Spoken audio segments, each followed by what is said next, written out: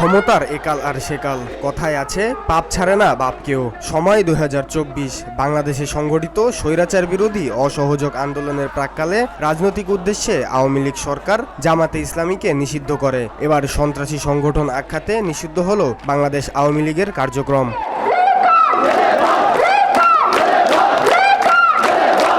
হবেই বা না কেন, দল হিসেবে তাদের কুখ্যাতি তো আর কম নয়। ২০০৯ সালে ঢাকার পিলখানায় বিডিআর হত্যাকাণ্ড, ১৪র শাপলা গণহত্যা ও ২৪-এর জুলাই অভ্যুত্থানের হত্যাকাণ্ড দিয়ে সন্ত্রাসী দল হিসেবে কুখ্যাতি অর্জন করেছে তারা।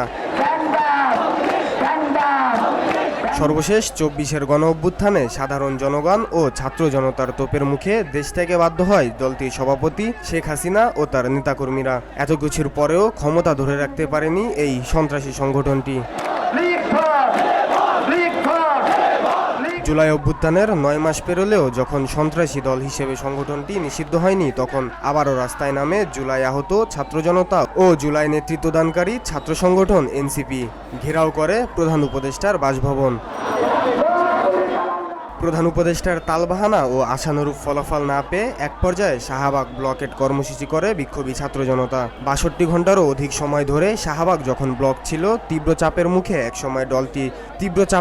একসময় দলটির কার্যক্রম নিষিদ্ধ করতে বাধ্য হয় প্রধান উপদেষ্টা ডক্টর মোহাম্মদ ইউনূস। ক্ষমতা কারোর চিরস্থায়ী নয়, তারই সরাসরি প্রমাণ এই নিষিদ্ধ সংগঠনটি। শাহরিয়ার জামিল নূর, ভিওডি বাংলা, ঢাকা।